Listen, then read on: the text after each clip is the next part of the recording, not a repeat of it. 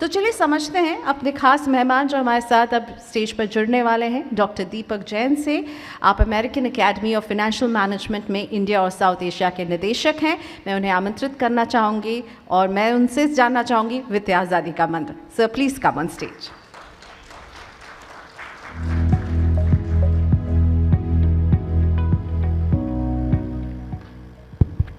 So good evening. Financial freedom का event है और मुझे फिनेंशियल फ्रीडम पे ही बोलना है। तो मैं फिनेंशियल फ्रीडम को एक आम आदमी की भाषा में आपको समझाने की कोशिश करता हूँ कि हमारे लिए, मेरे लिए फिनेंशियल फ्रीडम क्या है। तो एक आम इंसान है, अभी डीवी सिंह सर ने बोला बहुत सारे उसके गोल्स होते हैं। तो मैं एक आम आदमी का एग्जांपल लेता हूँ जिसके ये गोल पेंडिंग है। उसको अपने बच्चे की शादी के लिए पैसा इकट्ठा करना है, उसको नई कार लेनी है, उसको बच्चे की पढ़ाई के लिए पैसा इकट्ठा करना है और उसकी रिटायरमेंट के लिए पैसा इकट्ठा करना है। अब मैं इस आदमी से पूछूं इन सारे गोल्स में से आपका सबसे इम्पॉर्टेंट गोल क्या है?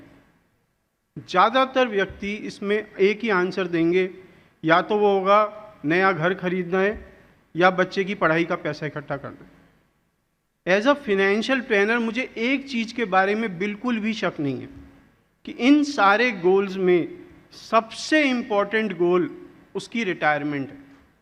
और ये बताना किसी क्लाइंट को या किसी इन्वेस्टर को कि उसकी रिटायरमेंट उसके बाकी गोल से ज़्यादा इम्पॉर्टेंट है, ये समझा पाना बड़ा मुश्किल काम। तो हम कोशिश करते हैं एक आम इंसान को ये समझाना कि उसकी रिटायरमेंट से बड़ा गोल, उसकी फिनेंशियल फ्रीडम से बड़ा गोल कोई होता ही नहीं। तो आप में से बहुत सारे लोगों ने हवाई जहाज़ में सफ़र किया होगा। जब हवाई जहाज़ उड़ने वाला होता है तो एयर होस्टेस आती है और वो एक डिमॉन्स्ट्रेशन करती है, इसे कहते हैं इमरजेंसी डिमॉन्स्ट्रेशन। वहाँ पे वो कुछ वर्ड्स यूज़ करती है जो फिनेंस के लिए बड़े इंपॉर्टेंट है। वो कहती हैं जब एयर प्रेशर कैबिन में कम हो जाएगा तो आपके ऊपर से ऑक्सीजन मास्क आएंगे। फिर वो एक लाइन बोलती हैं, पहले अपना नकाब पहने फिर साथ वाले की सहायता करें। वो ऐसा क्यों बोलती? क्योंकि जब तक आप स्वयं सुरक्षित नहीं होगे आप दुनिया में किसी और की मदद कर ही नहीं सकते। और यही बात आपके पैसे के लिए भी सच है। जब तक आप फिनेंशियली सिक्योर्ड नहीं होंगे, आपकी फिनेंशियल सुरक्षा नहीं होगी, आप दुनिया में किसी की मदद नहीं कर सकते, चाहे वो आपके बच्चे हों, चाहे वो आपके स्पाउस हों, चाहे वो आपके पेरेंट्स हों। तो हम सबका पहला दायित्व ये है कि हम अपने आप को फिनेंशियली सुरक्षित करें। एक सुरक्षित व्यक्ति ही दूसरे की मदद कर सकता है। अब एक कॉन्सेप्ट है सर्कल ऑफ वेल्थ जो हमें हेल्प करता है इस कॉन्सेप्ट को समझने के लिए, जिसे आप वित्तीय आज़ादी कहते हो, फिनेंशियल फ्रीडम कहते हो। तो मैं आपको ले जाना चाहता हूँ उस दिन पे या उस टाइम पे जब आपने काम करना शुरू किया था। तो आप उस टाइम को इमेजिन करें अपने, जब आपने काम करना शुरू किया था। उस टाइम अगर मैं एक सर्कल बनाऊँ जो आपकी टोटल इनकम को रिप्रेजेंट करता है, तो उस टाइम आपकी टोटल इनकम को मैं दो भाग में डिवाइड कर सकता था।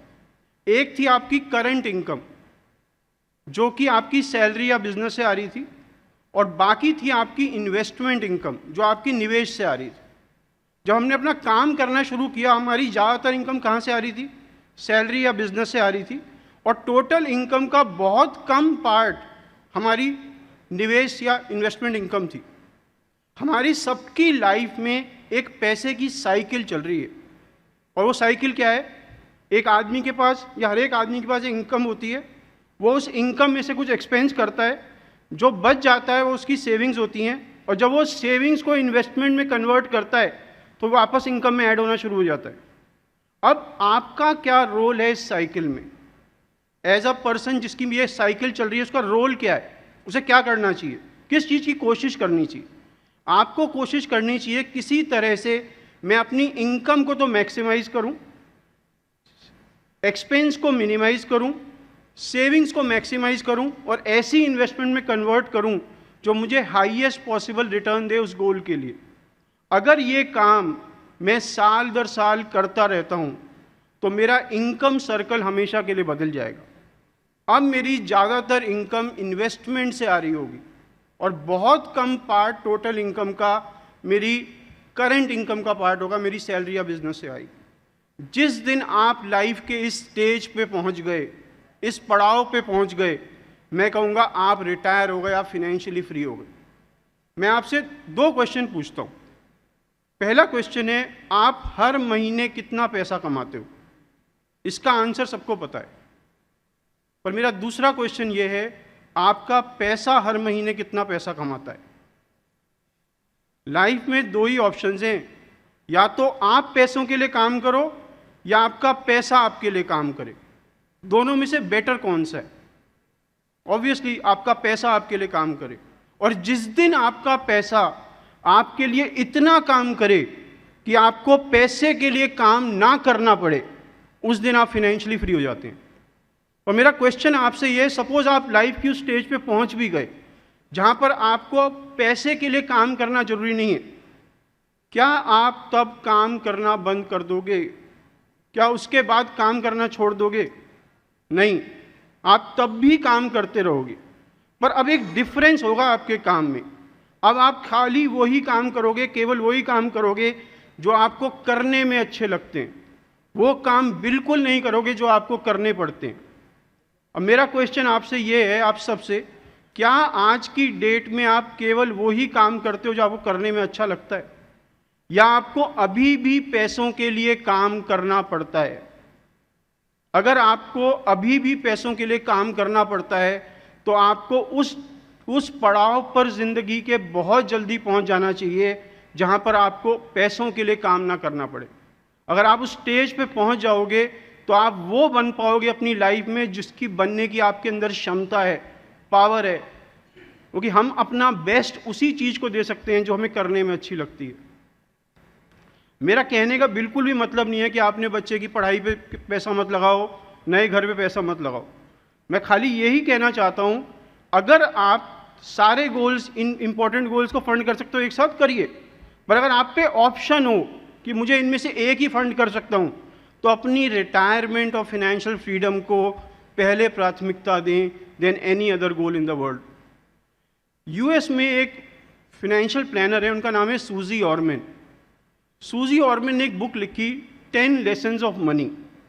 उस बुक में जो पहला लेसन उन्होंने लिखा वो क्रक्स है वेल्थ क्रिएशन का। अगर वो एक रूल आप अपनी लाइफ में फॉलो कर लें तो मैं गारंटी करता हूं कि आप बहुत वेल्दी हो जाओगे। और वो रूल क्या है? उन्होंने इंग्लिश में लिखा, truth creates wealth and lies destroyed. सच पैसे को बनाता है और झूठ उसे खत्म कर देता है। जब मैंने पहली बार ये रूल पढ़ा, मैंने कहा इसमें कोई बड़ी बात नहीं है, क्योंकि हमारी भारतीय संस्कृति में सच के बारे में क्या क्या बातें कही गई हैं। सत्यमेव जयते, राइट, सच ही सनातन है, सत्यम शिवम सुंदरम। तो मुझे लगा इसमें क्या नई बात है। पर जब मैंने ये बुक पढ़ी सूजी ऑर्मन की, जब उन्होंने कहा truth creates wealth lies destroyed, उनका मतलब कुछ और था। उनका मतलब था, अगर आप अपने आप से अपने पैसों के बारे में सच बोलते रहोगे तो आप जल्दी ही फिनेंशियली फ्री हो जाओगे। पर जिस दिन आपने अपने आप से झूठ बोलना सीख लिया, उसी दिन से आप इस वेल्थ को डिस्ट्रॉय करना शुरू कर दोगे। तो फिनेंशियली फ्रीडम का रास्ता क्या है?